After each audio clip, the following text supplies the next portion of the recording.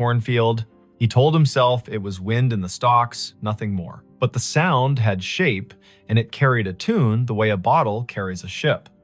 It rose up from the edge of the north field just before midnight, thin and certain, 3 notes first, then a run, then a pause, that felt like a person making room for breath. The night in Story County, Iowa, was the kind that makes a kitchen window into a mirror. He stood with one hand on the sill, the other around a chipped mug, and the whistling kept at it, unafraid to be heard. Before we begin, tell me where you're listening from and what time is it there? This was late September 2015. The day had been warm, sky rinsed clean after a brief storm, gravel roads drying into their usual rattle. The farm sat a mile and a half south of Nevada, east of the Skunk River, where it hooks like a lazy elbow. The corn had gone that heavy, dull gold that means the grain is ready and the husks are sick of holding on. In the house, the bedside clock down the hall said 11:52. On the porch, a moth bumped the bulb, reconsidered, bumped again. Merritt Dow listened and felt his scalp move, the way skin does when a memory gets up and looks at you. He had heard whistling most of his life, but not like this. His father had been a whistler when he repaired the sickle bar, when he checked the tension on the auger belts. His grandfather, too, walking the rows with a plug of tobacco and a tune older than the tractor. Merritt could place a tune by county if you gave him a night and a jar of iced tea. This one, though it didn't belong to any porch or station wagon, it had the small brightness of a fairground and the old soul of a hymn, mixed wrong on purpose and still somehow right. He set the mug down, pulled on his boots without bothering with the laces, and stepped into the porch light. The whistling came again, 3 notes that stepped down like someone walking off a train. He clicked off the switch. The yard went honest. The gravel drive was a gray river. The corn made its tinny rain sound whenever the breeze remembered its job. To the north, the trees along the fence line held their breath.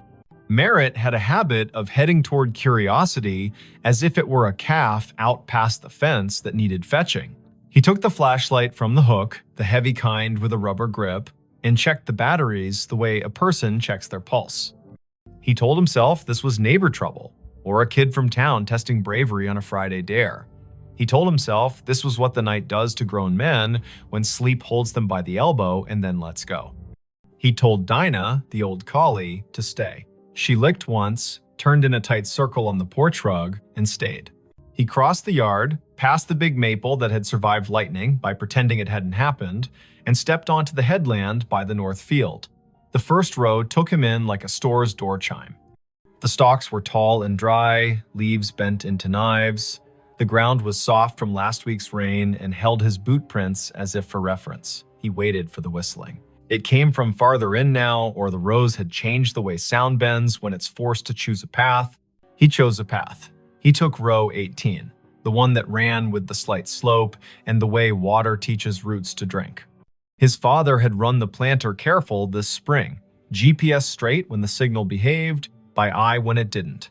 Row 18 should have held like a rail, the stalks pressed against his sleeves. The flashlight beam drew clean wood into the dark leaves, bleaching white, silk like old hair, dirt a puzzle of last year's husks, and this year's pennies of mud. The whistling stopped. He stood still.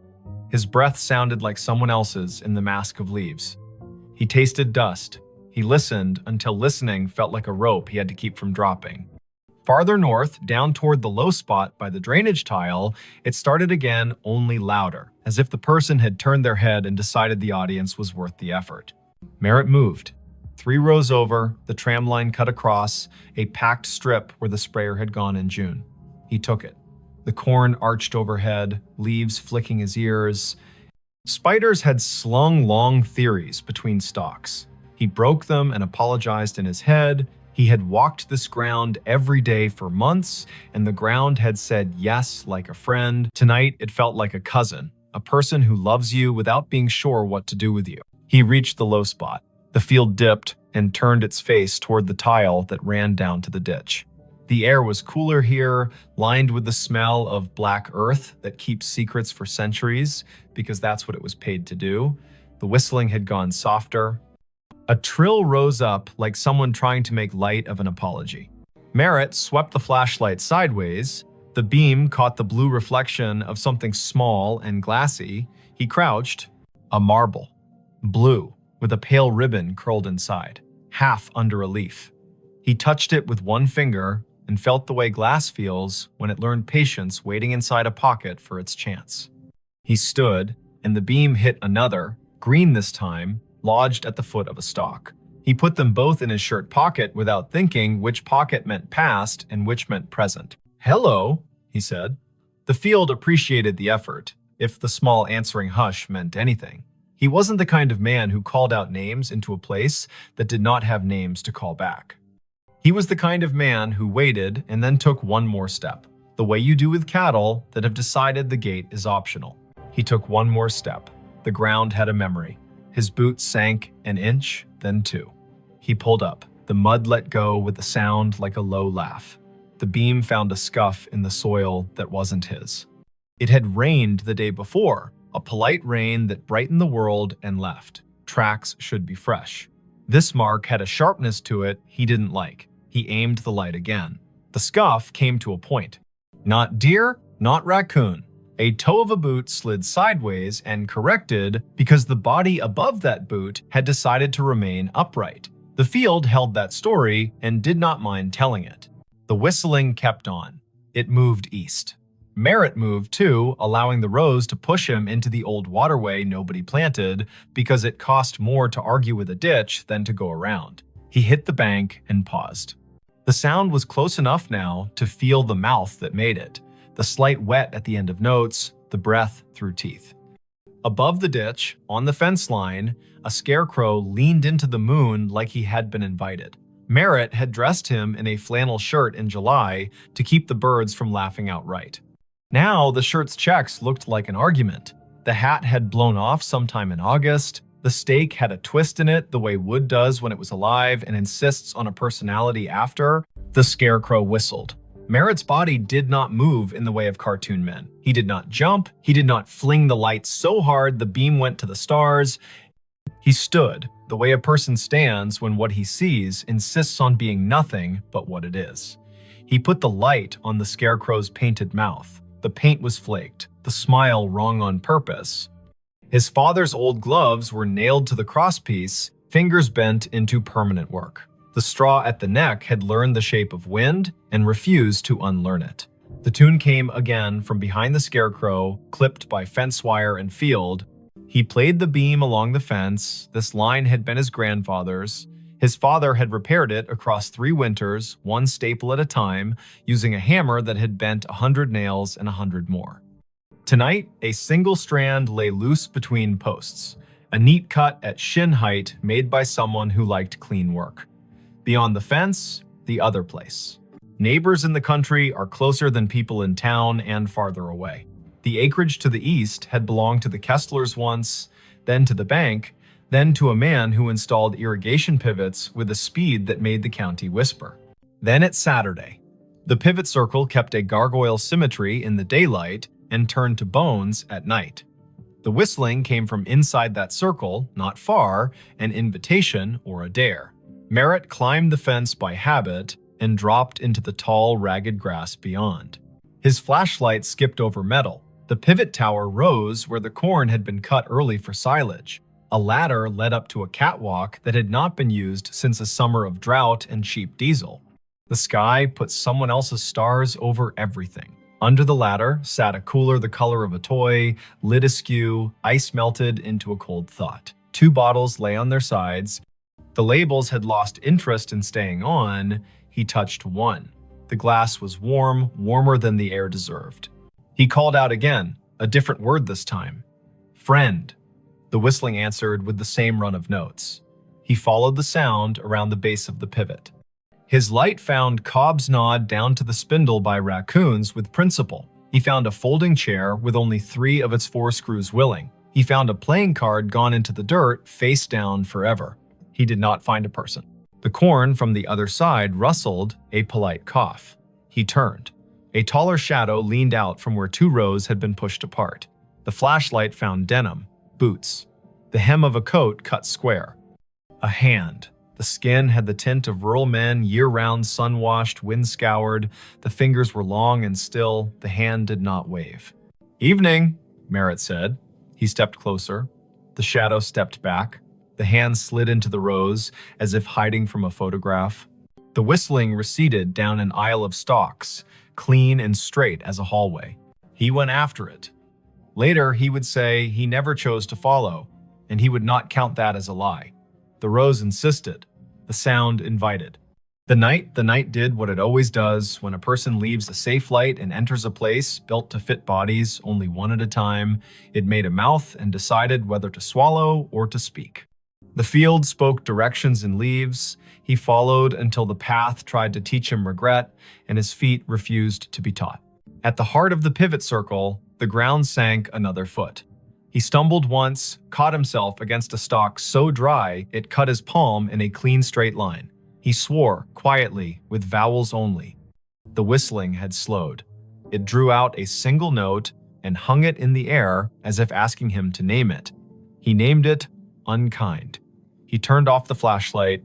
Dark held him like water does when you slide under and open your eyes. The field went black, then not. The sky had its thin light, the stars arranged their patient omissions.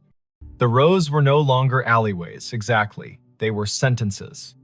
A breeze moved through and added commas. He stepped forward into a word, then another. The whistling stopped. He waited. He could hear the pivot tower creak, a metal thought adjusting. A truck moved way off on County 18, 3 miles at least. Tires with thick voices, a man's radio too loud in the cab because the night drives its price down for everyone. He waited until the waiting was its own problem. He reached for the flashlight. The beam hit denim again. Close. A shoulder. He yanked the light up and met a face. It was not a face he knew from today. It might have been a face from a photograph under glass at the county fair, past names, eyes poured in.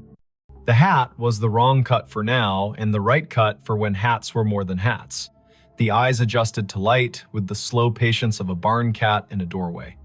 The mouth held a shape that wasn't a smile and wasn't what comes later. The cheeks were hollowed in, the way working men's cheeks sag when they finally let the day have them. "Don't," the man said, not loud. He lifted one finger the way a teacher does when she'd rather not get stern. "Don't shine." Merritt lowered the beam to the man's chest. The denim had a tag that read, "Kessler in faded thread," as if a mother had stitched it when mud was the usual weather. The man nodded, brief. He put 2 fingers to his mouth and whistled the run again. The note slid under the leaves and came back altered by straw and distance. "Had to see if you'd come," the man said. He did not offer his name. He did not ask Merritt's. The field did the introductions it believed in. The man tipped his chin toward the north, where the ditch had cut a new curve 2 springs ago, and nobody called the county because sometimes you let water take responsibility for its own choices. "Come on, then." They went up Row, across the tram line, down again. Merritt kept the light aimed at boots and dirt, the way you aim swear words when children are sleeping in the next room. The man's hands brushed the tassels as he went, leaving no sound. The field learned him and forgot Merritt in the same breath. They crossed into the neighbor's back 40, and the soil changed, darker and more confident. The rows had more to say here. The whistling would come and go like a small animal, checking the air and disliking it. The man stopped at a patch where the stalks had been storm-bent and then righted themselves out of pride. He crouched, hand out, palm down on top of a flat stone that had no business on this ground. The stone was square. It held an iron ring in one corner. He tapped it. The sound returned like a jar lid. "Used to be a storm door," he said. "For the root cellar. They built the house up there." He flicked his eyes toward where the stars thinned and the silhouette of a ruined chimney picked its teeth on the horizon. "Tornado took it in '54, you know that." Merritt nodded. He had heard the story. The county leaned on that year. It changed the way people believe in roofs. 3 days after, the man said, setting his palm to the stone like a pledge, "My brother thought he heard whistling here. We believed him because he was the kind of boy who told the truth, even when it meant he had to walk back and fix something. He followed it. Everybody followed it. Men with boots and women with cakes and ropes and tubs and a feeling of the back of their necks being breathed on. We pulled the stone up, we brought lanterns. It goes under like a snake down there. The cellar does. We didn't find anyone. No boy, no breath. Just apples rolling, because that's what they do when people die. Things keep their job anyway. We closed it back up. Weather put a shoulder on it. And now, he stopped. The whistling came, this time from under their feet. It rose up through the stone like a trick, thin and mean and a little proud, a tune that went square, then wandered off the edge. The iron ring shook against its socket with a burr. Merritt felt the hair along his forearms ask for a vote. Now, the man said, it calls people here when it's time. He put his hand on the ring. I'm tired of it calling people here who are not me. He lifted. It did not rise much. The hinge had rusted itself into religion. The man looked at Merritt, not pleading, exactly, not persuading. He looked like a person offering you the end of a sentence the world has been running too long. Merritt set the flashlight down on its base and got his fingers under the corner. The stone was heavy-hearted, more weight than mass, the kind of weight that comes from being asked to hold back a story. They lifted together. It rose an inch, then two. It settled on a ridge of broken brick. The smell answered before the dark did. Apples, old and bitter, work that had gone on without supervision. Cold earth that had kept promises by crushing them. A draft moved across Merritt's knuckles. It took his body down a list to be sure each part remembered what stand means. The whistling ran up inside the gap and out. It had volume now. It wished it had a throat. It would have stopped if someone had blessed the night right then and said, go on to sleep. No one blessed the night. Merritt and the man held the stone a second longer, then eased it down onto a stick propped like a tired knee. The gap held. The dark inside threw itself at their eyes and bounced back, patient. They did not aim the flashlight in, the man would not have it, and Merritt knew enough to trust someone who belonged to a place this much. They listened instead. The whistling ran its tune twice, then twice again, and each time the final note sagged, as if asking someone to let it lie. Why me? Merritt asked. He wasn't offended by the question. He wanted a reason that could wear a hat. You were the one who heard it honest, the man said. You stayed at the edge of your field as long as you could and still came. Some men run because they want a story to tell about themselves. You came because you wanted to know who to go fetch. Merritt shoved down the part of himself that softened at that. He bent, slid his hand into the gap until his fingertips touched the dirt at the lip. It was cool, the way a basement never loses January. He searched by hand, careful for glass. Nothing but pebbles and the slow grind of last century's lessons. The whistling faltered. It shortened itself and became 3 notes, those 3 notes he had heard at the kitchen window, the 3 his father had bent into the radio between ballgame innings, the 3 his grandfather had used to call a dog that never needed calling. He withdrew his hand and stood. The man had his head down, listening as if his bones were the receiving equipment. He began to hum, not the tune, but a harmony low and uninsistent. The whistling slowed. The cellar air came up wetter than before, fouled for a second by something like breath, and then clean. The whistling stopped. They waited a full minute, then another. Merritt counted, slow, as if a child in a tent had asked him to promise monsters were on vacation. The ground under the stone was a fact again. The man let his harmony stop, the notes settling like a bird on a line, and then choosing not to stay. He knelt and pulled the stick, and the stone met its ledge with a sound like a chest closing. Sometimes, the man said into the calm, it wanted an argument. Sometimes it wanted somebody from back then to say his name and make a promise. It wanted a mother crying on the dirt. It wanted men with rope because rope makes everyone feel helpful. Not tonight. Tonight you came and you didn't carry any of that. You just listened harder than the field wants you to. That's enough. They stood together in the rows until the night got bored with them and went to do what the night does in other places. The pivot sighed and remembered it had bearings, not opinions. The ditch water moved on its way, not fast, not slow, never wrong. A coyote put a sentence into the air and another answered, and both sentences agreed to end where they did. The man tipped the brim of a hat he wasn't wearing and turned back into the corn. His boots made no more sound than a thought that knows its limit. Merritt found his way to his own side of the fence. The cut strand had not healed. Fences need hands. He climbed and dropped into dirt he had paid for with 3.5 decades of rain and frugal Sundays. The scarecrow leaned the same way. His flashlight picked out a nail that had worked proud where a glove met wood. He tapped it back in with the handle, the small sound a hope. On the porch, Dinah lifted her head and thumped her tail twice.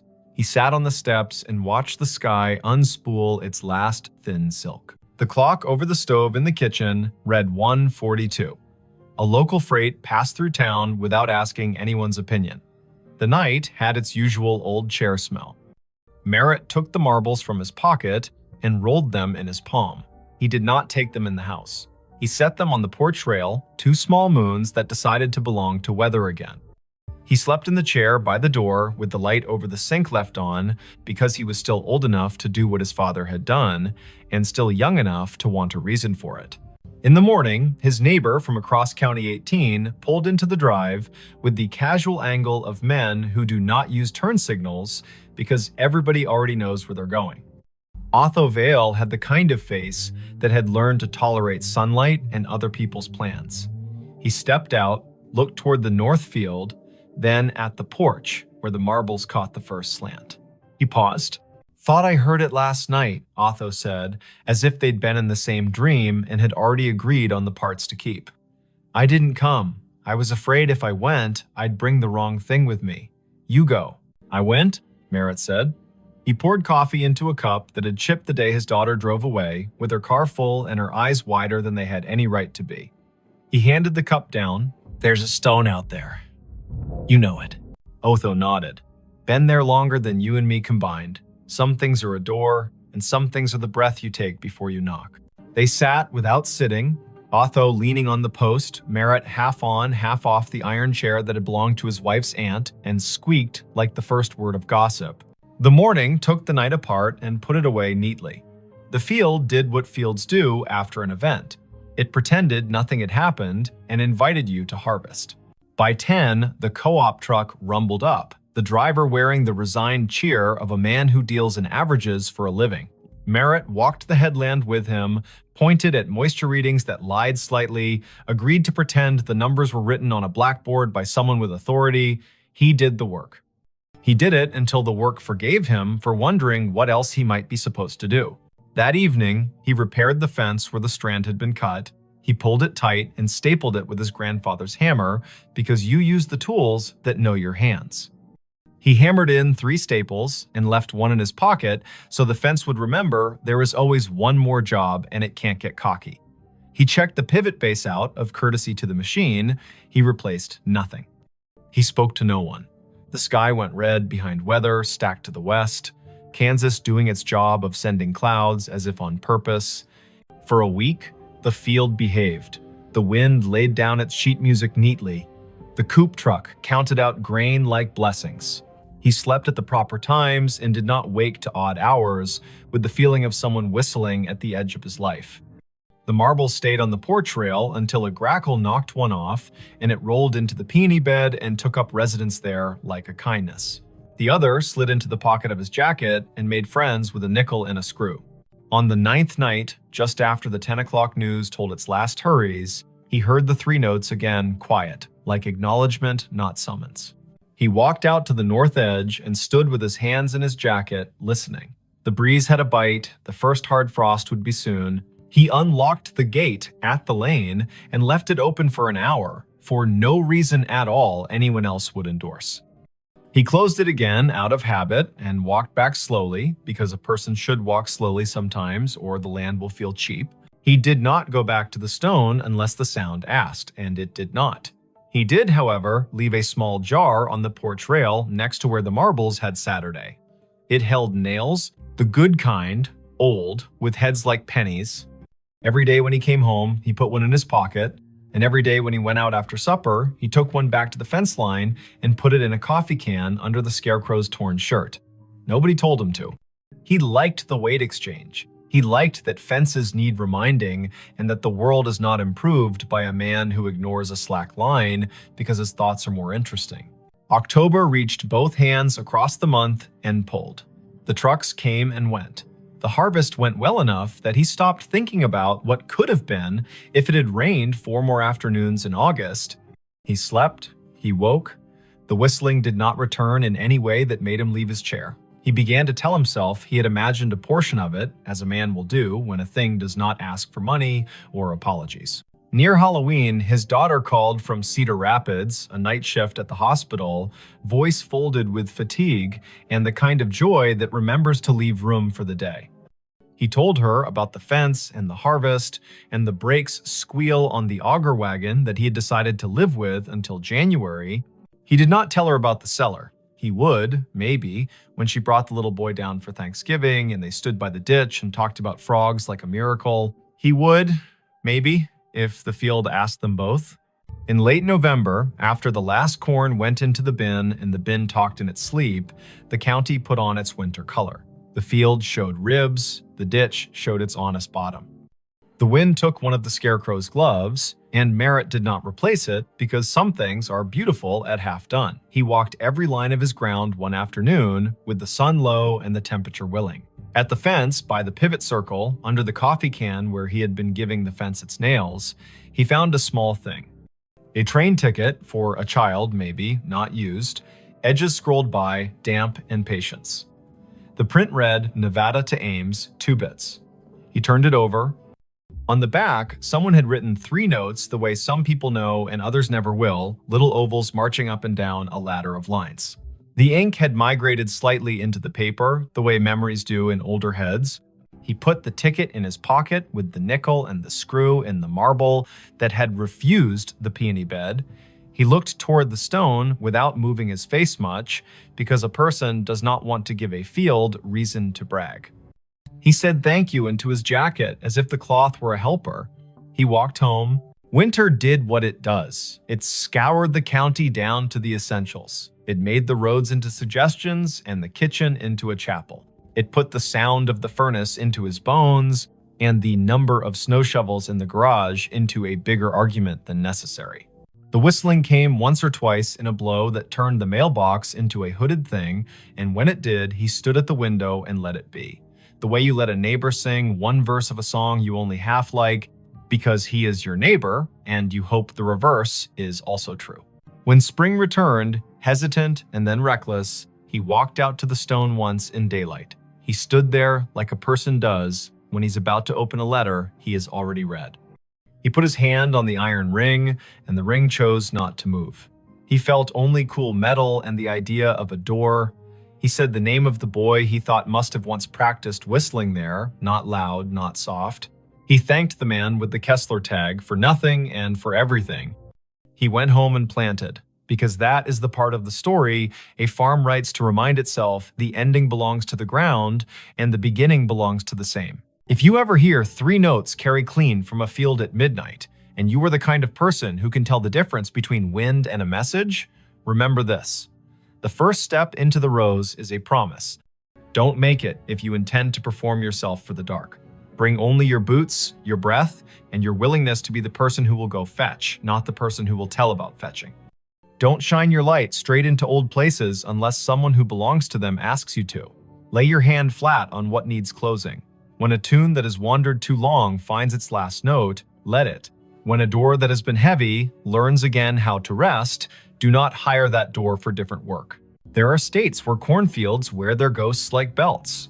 There are ditches whose water knows the names people set into it.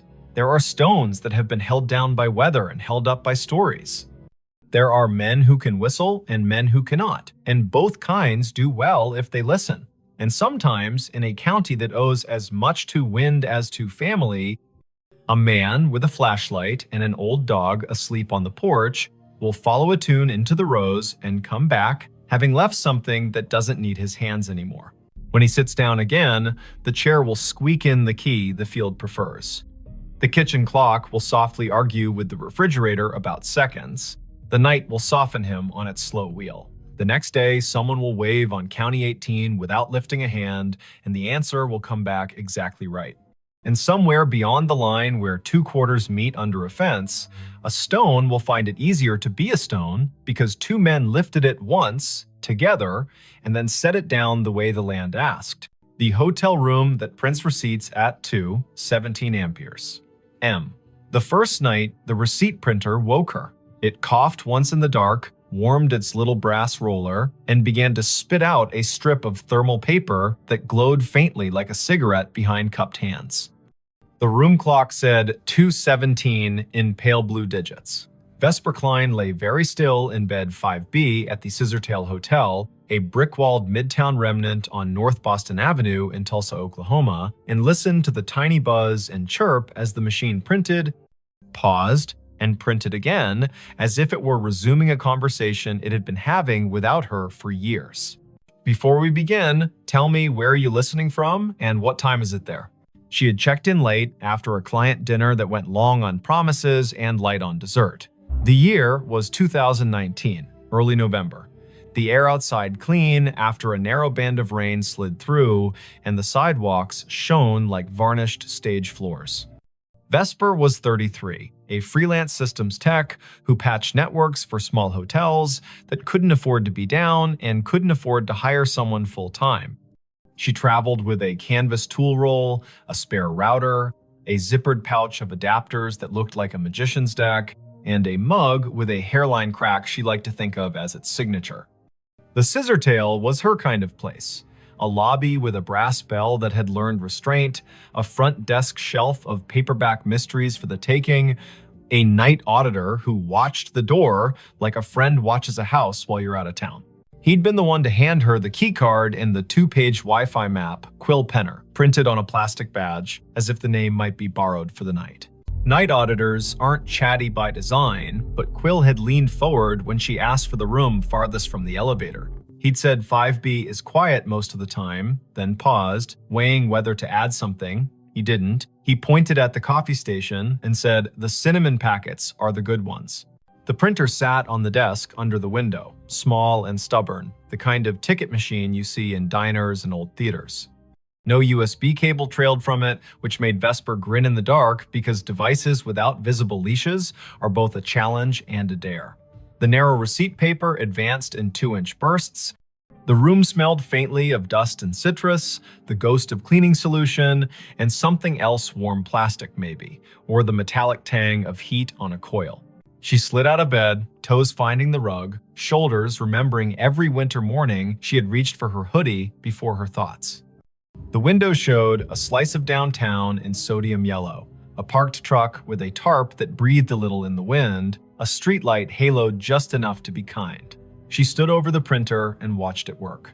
The top of the fresh strip read guest ledger at the margin, then a line of text that made her blink. Check-in, Harlan Row, rate $14.50, room 5B arrival, the 12th of October, 1958, comments, 2 pillows only. The paper was unbrowned, the font bold. She knew thermal stock fades to beige with sunlight, goes blotchy with time, and curls if you leave it near a vent. This looked new, but the data was from a year you had to say out loud to make it believable. The printer hummed again and produced another line. Check-in, Odetta Meyer. Rate, $12, room 5B. Arrival, the 4th of May, 1957. Comments, traveling with songbooks. She tore the strip and laid it flat on the desk, then pressed a finger to the cool plastic of the printer, as if touch might confess what the eye couldn't. The machine did not shake. It simply waited, polite as a clerk, with more to say. At 2:23, it stopped. A little green light near its only button winked twice like a made-up code. Vesper set the paper on a coaster, lay back down, and stared at the ceiling where the streetlight's slatted glow made a grid like a rehearsal. In 2 minutes, the heater clicked, the mini-fridge answered with its own throat clearing, and her body did the sensible thing it does when a problem cannot be solved and the hour is improper, it slept. Daylight always rationalizes the night. Vesper showered, dressed, and went downstairs with questions arranged in her mouth as if they were items on a parts list. Quill stood behind the desk with a pen balanced across his knuckles like a small seesaw.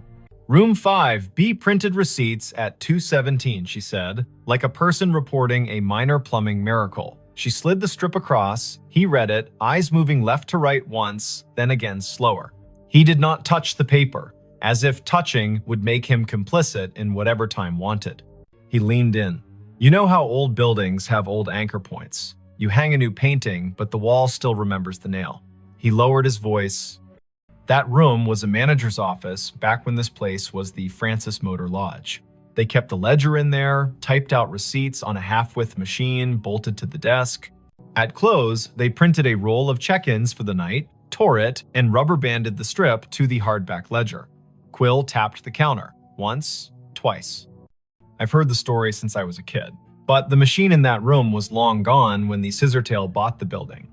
That, he nodded toward the strip, is a thermal ticket printer from the last decade. We put it in to spit bar tabs during wedding weekends. He smiled without humor. The bar's downstairs. He told her what he knew, which was more than most people get for free before 10 in the morning. 2 nights a month, irregular but stubborn, the printer in 5B came alive at 2:17 and printed names from when the room was an office, and the office took cash, and the cash came with a handshake, and sometimes a song. Housekeeping had tried unplugging it, but the little machine held on to its paper and its green light like a dog holds a ball. Engineering had replaced it with a new unit. The new unit learned the trick too, as if the wire in the wall had a voice. Once, a manager put the printer in another room. It printed in the other room. At 2:17, Vesper asked the question an auditor would ask, "Why 2:17?" Quill lifted a shoulder. Night audit on the old system rolled at 2. The manager, a woman named Adeline Merritt, he wrote in her diary, he gestured toward the wall where black and white photos of the old Francis hung in frames. The audit took 17 minutes most nights because the room charge calculation was slow. He winked, a habit to soften hard edges. That's what the Haunted History Tour says anyway. My grandmother worked housekeeping here in the 60s. She said Adeline was the kind of woman who could silence a room by looking at a clock. Quill slid the strip back to Vesper. I don't put much stock in anything that prints on its own, but I don't stay in 5B either. She laughed, but softly. I'm the right kind of superstitious, she said, the kind that believes in loose cables and also in writing down names. She folded the strip, tucked it in her notebook, and promised the front desk a stronger signal on the north wing by supper. Work made the morning sensible. Vesper crawled into the equipment closet on 5, balanced her laptop on an inverted bucket, and watched packets move in tidy lines across her screen. The Scissortails network roamed like a polite guess slow if you needed it to be fast. Fast if you weren't asking. She pushed a firmware update, tuned channel widths, stood on a chair to re-angle a ceiling antenna the way you point your head to listen better. Lunch came from a food truck with a chalkboard menu and a line that made the air smell like cilantro and good intentions. She ate on the loading dock, the sun finding her cheekbones and telling her to stop worrying about things no one pays you to worry about. The second night, the printer coughed at 2:17 on the dot. The room's clock, which she had not trusted since it flashed 12:12 after she plugged her phone charger, matched her wristwatch exactly. The printed strip listed names again, 5 this time, each with a rate that made the era plain. Miguel Corrado, Della and Sten Bay, Bellamy H. Cross, Traveling Sales, G. Whitlow. The comments field sometimes added a phrase that felt like a quotation. Traveling with songbooks, baby sleeps light, keep the radio low. She tore the strip and laid it beside the previous one. The heater ticked its approval. She sat cross-legged on the rug, laptop open, the printer's power cord draped across her thigh. If it's a room ghost, she murmured, it should ignore me. If it's a network ghost, I may as well listen. Her laptop saw the printer as a simple thing on the subnet, a networked ticket device with a default login and a queue history that should have been empty and wasn't. Vesper scrolled. A job log rolling back months logged exactly 2 entries each night with the flag source, Legacy. Someone had written a silly little module into the Scissortails aging property management system, a module that echoed old file structures for nostalgia tours during October. She'd seen that kind of thing done for fun. But this module contained descriptors she didn't recognize. Ledger spool, carriage return key, ribbon jam. These were words from a different machine. The audit program triggered at 2. The ghost queue called itself at 2:17. She checked where it pointed. The path wasn't a path, it was a device ID that didn't match any modern naming scheme. She pinged the device. No answer. She traced the MAC. The vendor code came back to a company that died before the internet had central registration. That made her skin feel too tight. In the morning, white coffee cups clacked, and the lobby television played low, the weatherwoman pointing at a band of storms where storms like to form. Vesper asked Quill if there were schematics for the old building. He pointed to the office behind the desk. Ground plan framed on the wall. Maybe useful. The hotel had been 2 buildings stitched at the seam. The Francis Motor Lodge on the east, a narrower annex that used to be a savings bank on the west, joined by a flyover corridor at 3 and a clumsy arch at 5. Room 5B sat where the old bank manager's office once had been, according to a penciled note at the edge of the plan. There, a scrawl, printer niche, in lighter pencil, spare line to basement. Quill warmed to the problem the way night auditors do when daylight invites them to be citizens. He called maintenance. A man named Orson arrived in a polo with his name stitched in blue and a toolbox that had its own opinions. Together, they moved the desk in 5B 6 inches and then 3 and exposed a painted-over conduit hole at the baseboard with a thumb-width chase running down into the wall. Orson whistled between his teeth. "That's no Romex. That's armored cable from a generation that believed steel could keep time." He tapped the baseboard with the handle of his screwdriver. It answered with the hollow ring of an old closet. In the basement, they found the closet where the spare line went to not exactly die. The air was colder down there, humid the way the past is humid. A metal cabinet stood against the wall, padlocked, a gray panel humming like a neighbor practicing scales. Orson tested the lock with a pick he swore he hadn't lost. The door swung open. Inside, another little printer sat, twin to the one upstairs, its power indicator dark, its paper roll neat as a submitted term paper. A thin cable ran from a bracket down into a conduit box with 2 stories to tell. One was modern CAT cable, patched to the scissortails switch. The other looked like fabric-insulated wire on lead. Orson touched it with reverence and withdrew his hand. "You shouldn't be alive," he murmured to the box. Then he turned to Vesper. "Want me to pull the breaker for this room tonight at 2:15? See if it stops." She shook her head before she quite knew why. The motion felt rude. "Let me listen once more," she said. "Then, if it's a loop, we cut it." The third night, nothing is supposed to happen. Patterns prefer 3 as a way to make you distrust them. Vesper made tea in the room kettle with the cinnamon packet Quill had sworn by. She texted her brother a photo of the printer and a caption that read, "Haunted Bar Bill." And he sent back the shrug emoji that meant, "I love you, but weirdness is your brand." At 2:17, the printer began, but this time the sound rode a breath of air cold enough to raise her arm's small hairs. She stood close enough for the paper to curl against her knuckles and read each line as it arrived. Check-in, Adelaine Merritt. Rate, comp, room, 5B. Arrival, the 12th of October, 1958. Comments, night audit. She reached for the strip and her fingers trembled, mildly, like a person handed the microphone at a small funeral.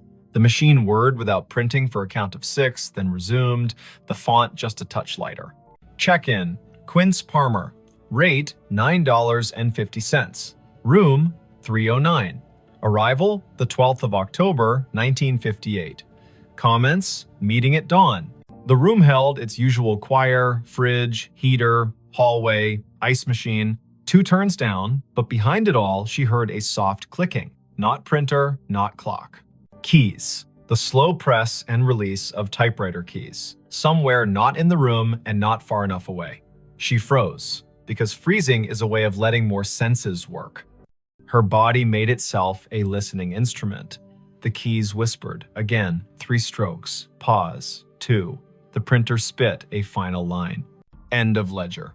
Prepared by A. Merritt. Time, 2:17 amperes, M. Vesper did what the body asks. She sat on the bed with the strip in her lap and waited for her breath to level. It did. The heater ticked, the fridge purred, the typewriter stopped pretending, the sound folded itself up and slid under the door. She slept because being a person who works with systems means you've learned to stack your fear on a shelf when there's nothing urgent to do with it. Morning turned the printer into a device again. She took the strip down to the desk. Quill stared at the word comp and the name he had heard his grandmother say on summer porches when the heat wanted out of the day.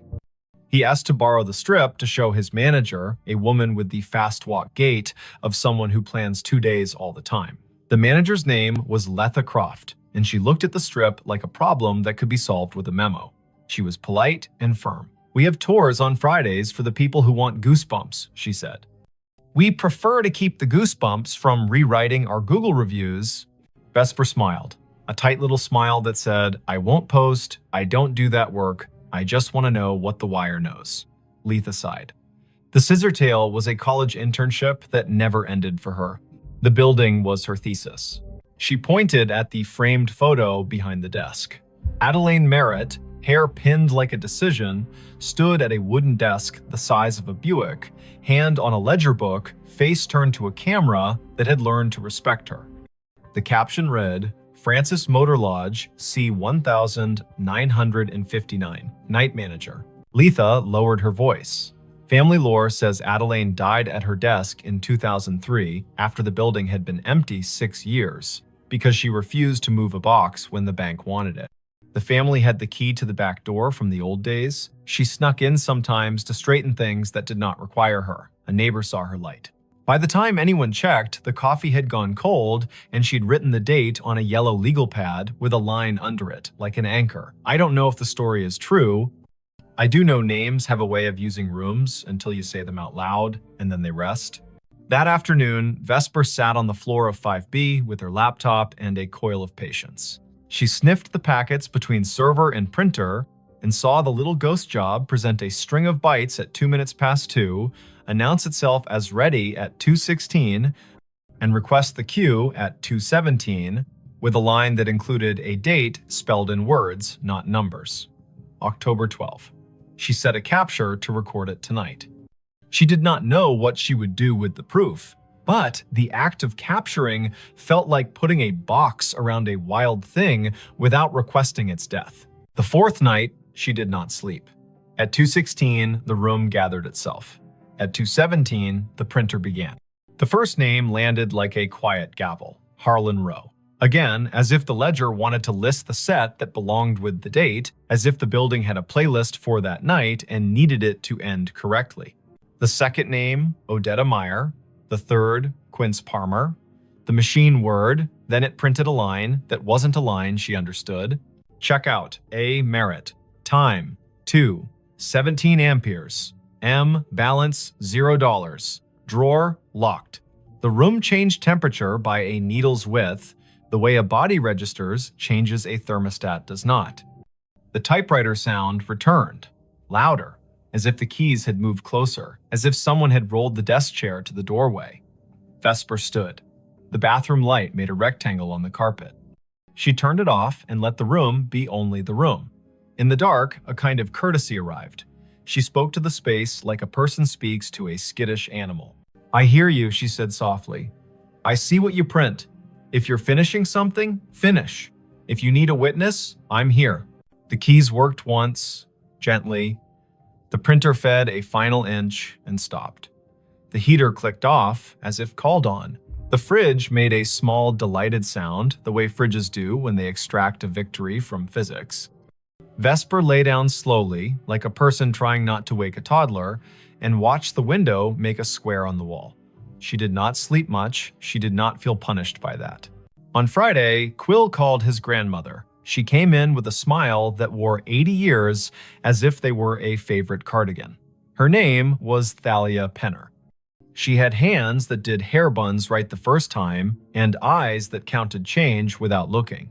She stood in 5B and curtsied to the air, lightly, like a joke only the past finds funny. She pointed at the baseboard where the printer niche had been long before this printer knew it was one. And she told a story the way people in the middle of the country tell them, in straight lines, with pauses for the parts that don't quite behave. Back when the Francis was a stop on the oilfield run, she said, Adelaine kept books for men who couldn't read receipts and kept rooms for women who didn't need to be asked why they traveled alone. She printed the audit every night, tore the strip, tucked it under the ledger ribbon, and locked the drawer. Her niece said she was proud of how long she could do the math in her headroom tax, city tax, discount for the flood man whose boots never dried. When the hotel closed in 1997, Adelaine kept a key. In 2003, she came in one last time to make the numbers even. She wrote the date, she drew a line. She put her hand to her chest like she was looking for a pen and fell as neat as folding a shirt. The firemen took 10 minutes to arrive. I put flowers on the door, and then the bank put a new lock on the door, and then time put dust on the lock and years on us all. Thalia reached out and touched the printer as if it were the hem of a dress in a department store window. Adelaine believed in drawers that closed, she said. It sounds like over again at 2:17, she gets to do that part, finish the roll, tuck it in, say goodnight to accounts. She is the kind of woman who would find that worth doing. Vesper spent Saturday building a workaround that no manager had asked for and no ghost could be fooled by. She pre-programmed a rule in the printer's network profile. At 2:16, the device would capture its own print job to a text buffer and email it to a special address she made for the Scissortail historian. Proof for people, paper for the room. At 2:15, she and Orson stood in the basement closet like two burglars having second thoughts. Orson touched the breaker switch. He looked at her. She did not nod. He did not flip it. Upstairs in 5B, the printer coughed, purred, and worked. Down here, the old gray panel vibrated, soft as sleep. At 2:20, Vesper's email pinged her phone with a single message. Subject, ledger. Body, 3 lines. Names, rates, the comp, the sign-off.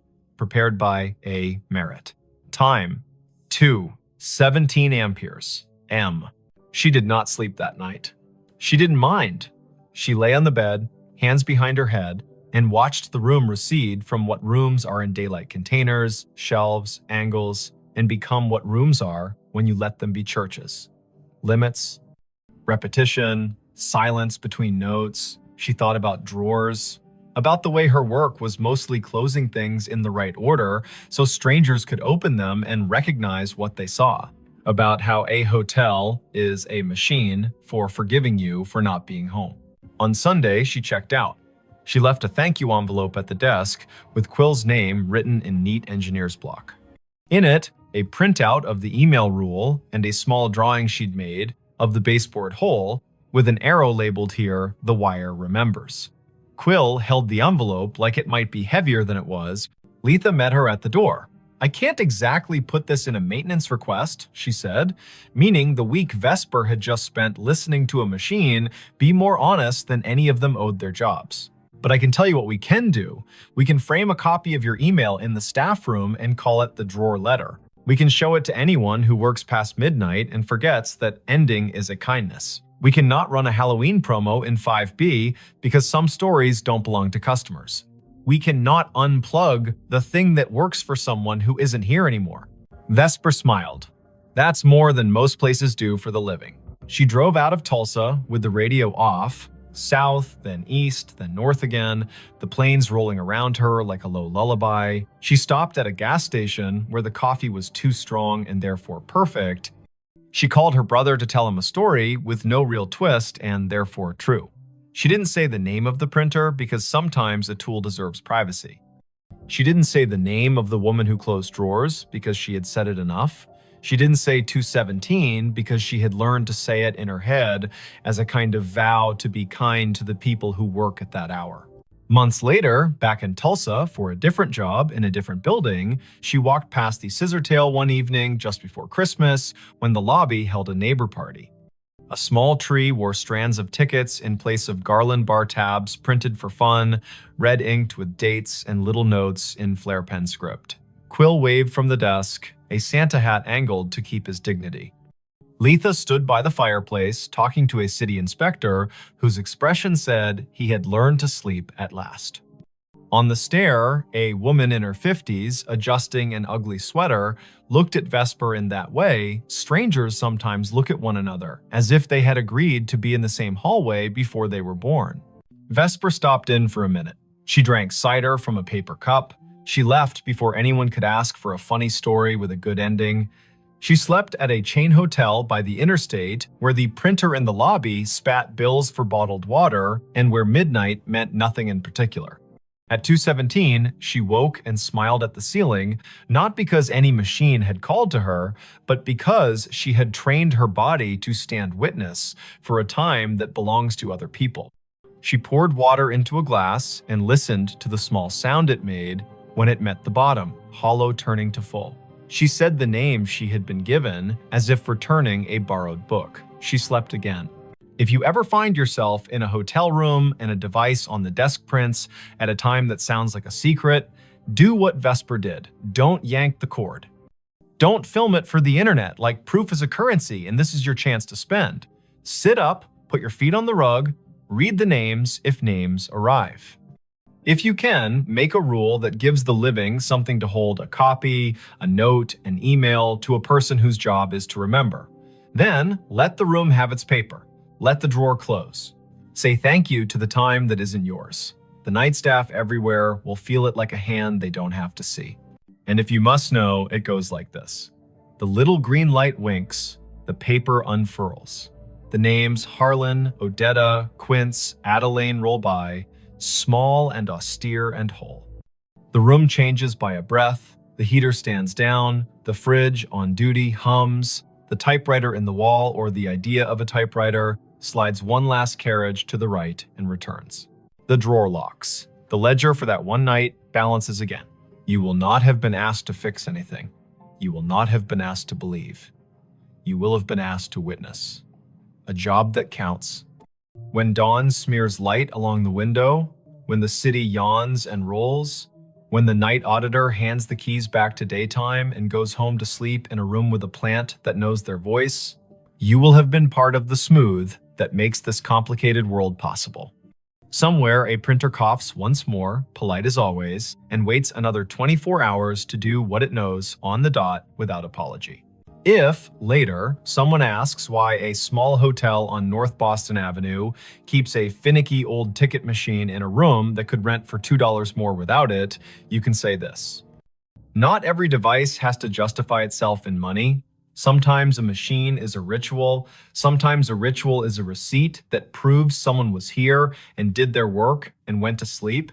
And sometimes, at 2:17 in the morning, a woman who once locked a drawer she loved gets to do it again, which is as reasonable a reason as any you'll hear for anything that persists in this country, shaped by roads, rooms, ledgers, and the soft insistence of people who finish what they start. The call came in on a Tuesday at 4:32 in the afternoon, late October. The sun already sliding behind the Blue Ridge, so the hollows of Shenandoah darkened early.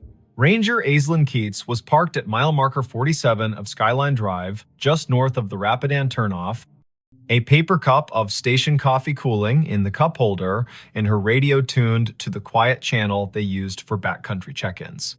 The speaker breathed. Static arranged itself into a voice that did not sound like any of her crew. Before we begin, tell me, where are you listening from, and what time is it there? Aislinn turned the volume wheel a notch. Out the windshield, the ridge was drawn in crosshatch, oaks and hickories going copper, the sky a pale thing you could scratch with your nail. The voice came again, precise, as if it were reading off a card. Fox Hollow base to any unit on the east slope, child missing, male, age 8, name Harlan Whitcomb, last seen near the Old Stone Spring House above Corbin Run, weather degenerating, Hurricane Hazel expected to push in, winds rising, request all available, time is 16:30, October 14, 1954. The radio clicked off into snow. Then, faintly, the same message, identical down to the breath before the name. Aislinn stared at the handset. Their base was called Piney River Dispatch. Their tower names were Pinnacles and Hazeltop and Big Meadows. No one in the park had used Fox Hollow for decades. Her training cracked its knuckles. She keyed the mic. Piney River to unknown unit. Say again. Who is calling Fox Hollow base? Silence laid itself over the car like a thin blanket. Beyond the glass, a crow moved from one bare snag to another as if demonstrating a diagram. The wind was a steady push from the southeast. Hazel. The word gave the hairs on Aislinn's arms ideas. She stepped out and let the door swing shut. The air had that warm edge you get before a storm that started somewhere else. Leaves chased each other along the asphalt, then lay down. In the trunk lay her day pack, a spare radio, and a copy of a paper map creased along the places everyone folds them. She slung the pack, checked battery levels, turned the spare to scan. The main radio kept its sulk. The spare found chatter from Big Meadows about a flat tire near Lewis Mountain, then returned to quiet. The old voice did not return. Aislinn keyed in to dispatch. Piney, Keats at 47. I caught a transmission, sounds like a vintage call. Reference to Fox Hollow, child missing near Corbin Run, date October 14, 1954. Could someone check the archive on that, see if we have a historical incident report? The dispatcher was a steady woman named Karen, who did not make noises she did not need. Copy, Aislinn. Stand by. Aislinn leaned on the hood and looked east, where the hills tumbled like knuckles, all green and copper and shadow. She had worked Shenandoah 5 seasons. She knew the way the ridges spoke when you asked them right. She also knew radios lie sometimes, bouncing off ducts of temperature and skipping across layers of ionized air like stones.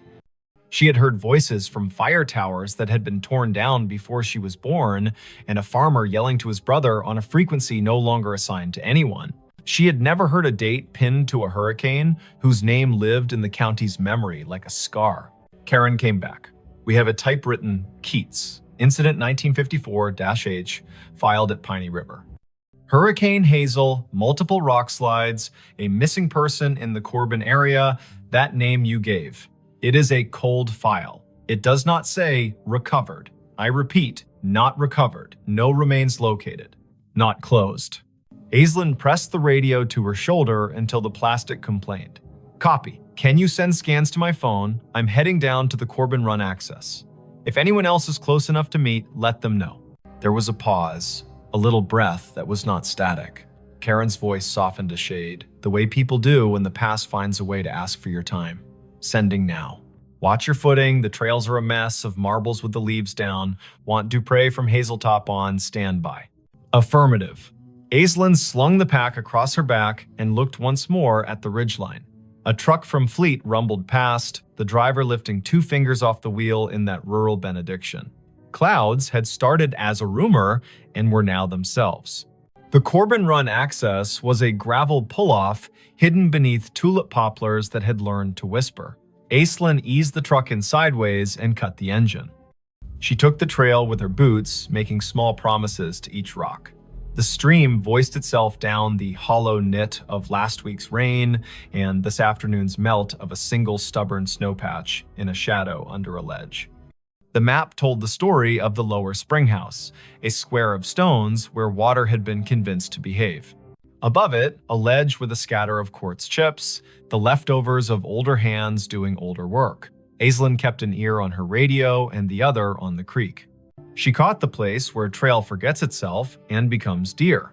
She found the old springhouse, its stones asking to be counted. She touched the edge of the low wall with the kind of gentleness reserved for quilts and engines. She did not say the boy's name. The afternoon pulled its shoulders in. The radio breathed again. Same cadence, same careful voice. Fox Hollow base to any unit on the east slope. Child missing. Harlan Whitcomb. Last seen near Stone Spring House above Corbin Run. Weather degenerating. Request all available. Time is 16:30. October 14, 1954. Aislinn shivered in the warm air. Her eyes went to the spring house and its square of shadow. She moved the beam of her headlamp across the stones, not because she expected to see anything, but because light can sometimes rewrite a sentence the land is trying to say. The beam found a length of rust, half buried in the moss, along the back of the foundation, thin as a butter knife, with a clip and a circle at one end. She crouched. A whistle. Army surplus, by the look of it. She teased it free, the moss unwilling to let it go. The metal had pitted and softened into a river-colored thing. She wiped it once against her sleeve, then regretted the act. Her radio clicked and made a sound she had not heard in years. A squelch from another era. Karen came back on. Keats. Dupre is on the way from Hazeltop Tower, 20 minutes if the drive is kind. Archives show the boy was last seen by his father near the spring house, yes. The father left him to fetch his jacket from the car. Weather shifted, heavy gust pushed through, child gone when he returned. Tracks lost near the ledge above the run. 2 days of cruise, then Hazel brought the flood and they stood them down. The file has letters from the mother, 2 years after, asking if anyone found anything she could hold. Answer stamped no. Aislinn looked at the whistle in her hand, then at the spring that fed the run. The water wore a sheen of leaves thin enough to count. She keyed the mic. Found a whistle near the spring house. Will bag it. Doubt it has any forensic value after 6 decades, but a photograph might matter to someone. As she spoke, a figure eased out of the trees upstream. A man in the brown and green of a ranger uniform, but the cut of it was wrong in a way you can feel even if you do not have the words. The shirt had pockets like ideas, the hat sat stiff as a rule book, he carried a strap radio that looked like a lunch pail with an antenna. He exhaled, then stopped when he saw her. "Ma'am," he said.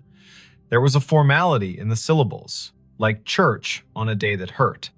"We're sweeping the east slope." The boy's father said he was right here. He pointed at the stones, as if pointing could anchor the earth. Aislinn stood very still. The man's face had the smoothness of someone who had not yet had reason to learn what whiskey was for. His name tag said M. Elwood. His shoulder patch bore an American shield with a tree she did not recognize. He glanced down at her radio and then at the whistle in her hand. "You with us?" he asked. "You with Fox Hollow?" Aislinn's throat did the dry swallow of a person whose mind is faster than her words. "Yes," she said, because yes was easier than telling a man with a lunch pail radio about the word digital. "I heard your call." "Where are your lines?"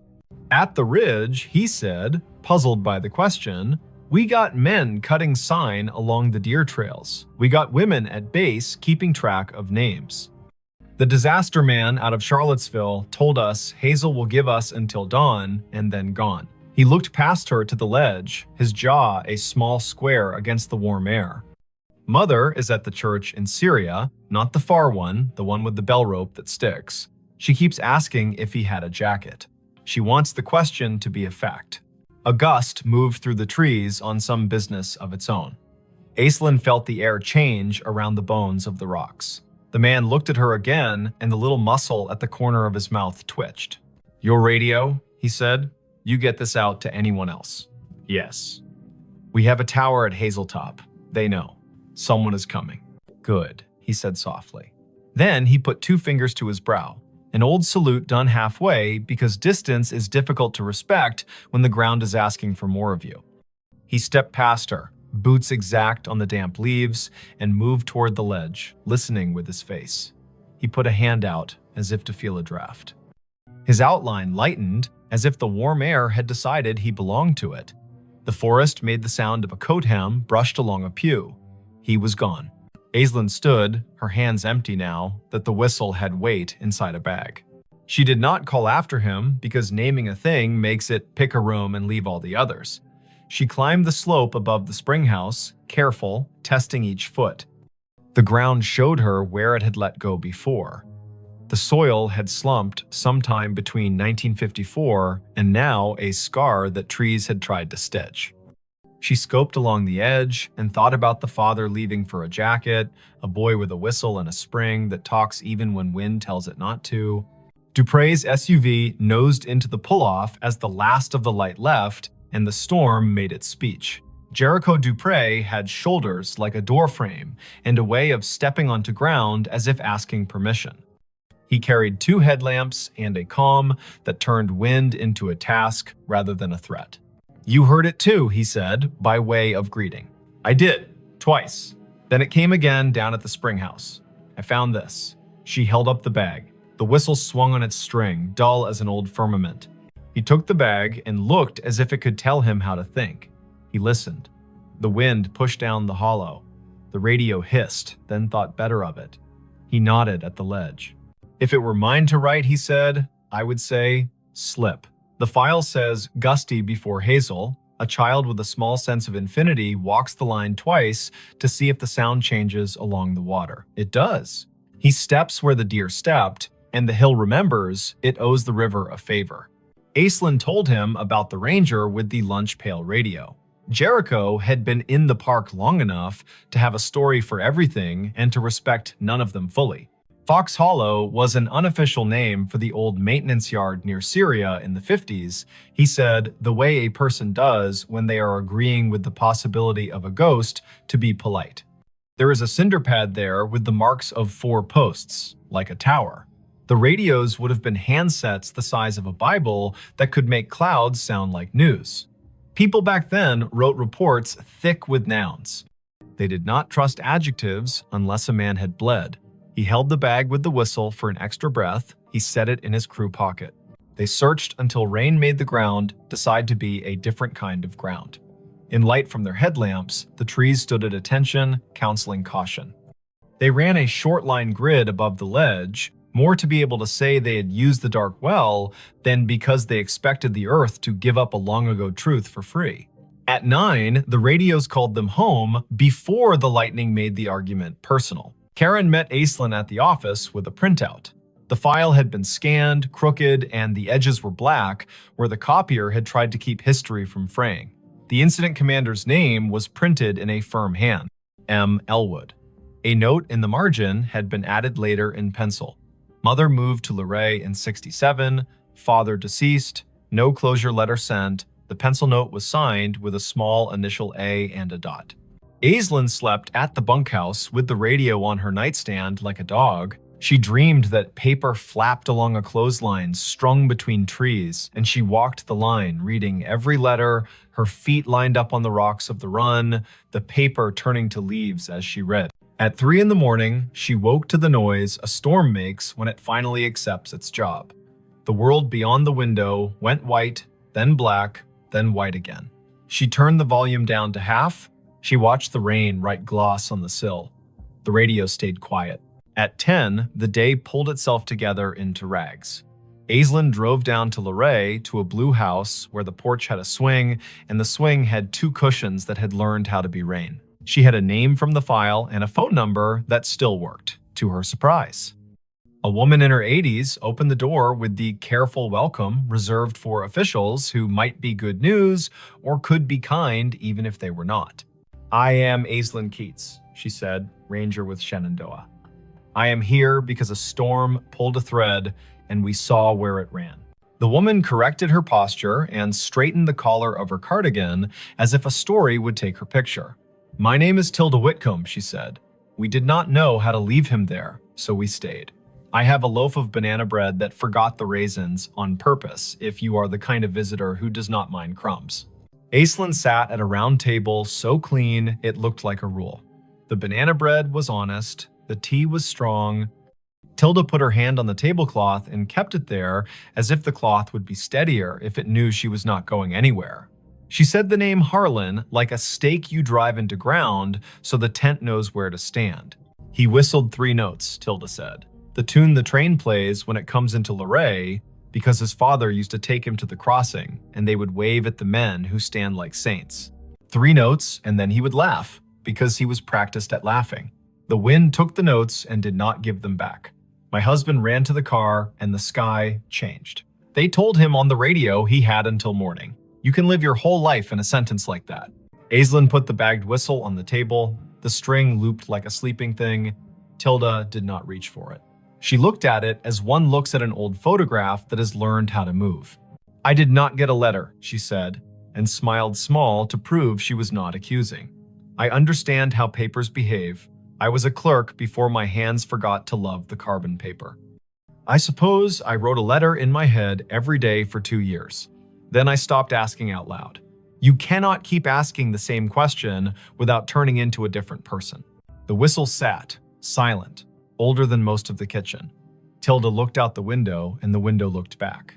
A red cardinal landed on the feeder and told everyone, rudely, that it had arrived. Tilda laughed at the bird, and the laugh made her look like a photograph of herself. Aislinn asked about the ranger named Elwood. Tilda's eyes softened. "Martin Elwood went to our church," she said. "He was the kind of man who knocked on the door with his hat in both hands. He brought us a bag of oranges at Christmas and apologized as if the oranges had failed to be children. He wrote the report because that is what he could do, and he built a cinder block box for the tower that was not a tower, and then he got quiet, like men do, when they find out the world can keep a thing from them and they still have to go to work. Back in the truck, Aislinn let the radio hum. Big Meadows asked Pinnacles to send a set of cones to mile marker 62. A bear stared down a minivan with an intensity that made the parents breathe like swimmers. Life had resumed its insistence. She turned the truck toward the old maintenance yard near Syria, the one Jericho half remembered as a place with 4 posts and a name more rumor than rule. There was a cinder pad there for sure, now half invaded by chickweed and ambition. Someone had collected beer cans along the edge and arranged them by brand into a timeline. Aislinn walked the perimeter and crouched at a corner where the concrete had spalled enough to show a rebar smile. She brushed the dirt aside with one hand. A penny lay there. The year was 1954. She laughed, because a park and a story will sometimes give you too many symbols and you have to choose which to be corny about. The wind rose toward evening. The radio stayed in this decade, obedient and dull. Aislinn drove the ridge road, watching the color slide toward Bruce. Back at the office, Karen handed her a thin envelope with a stamped return address that made Aislinn's scalp feel like it had learned something. It was from an amateur radio club in Harrisonburg, a man who had heard the show Aislinn, sometimes called During Slow Nights, the one where listeners told stories of radios hearing the wrong things on purpose. "We pick up oddities when the weather steeps the air," the man had written. "Old distress calls, ham tests bounced off airplane wings, bombers from the 40s practicing. Once, a train dispatch from 1960 rolled through on a rain so thick you could chew it. There are names for this, and none of them explain it. The way I think of it is this: time breathes shallow near storms. If a voice was loud enough once and the same air returns, you might hear a ghost that is not a ghost. Not dead, not alive, just not finished talking." That night, Aislinn drove down to Corbin Run one last time with a single job. She stood by the spring house and held the whistle. She did not put it to her lips because it belonged to a mouth that had done its work. She set it on the stone in the square of water smell and said a sentence Tilda had given her permission to say. "Harlan, your mother sits with a red bird and forgives the form and the weather. We leave you where you are, not lost now. We know the place that held you. We will name it even if the stone refuses to." Thunder argued with a ridge to the west. Aislinn picked up the whistle, tucked it back into the bag, and snapped the bag shut the way you close a letter you cannot ignore any longer. Her radio breathed and then found words. "Fox Hollow Base to any unit on the east slope. Search secured. Weather has moved us. We will resume when it lets us. Families headed to shelter. If anyone finds a whistle, mark the spot. End of report, October 14, 1954. Aislinn lifted the handset to her mouth and did not speak. The silence she chose felt like respect, not fear. She held the radio until the voice faded into the music of rain. Then she climbed the hill back to the truck. The park wrote its own ending. Winter stripped the ridge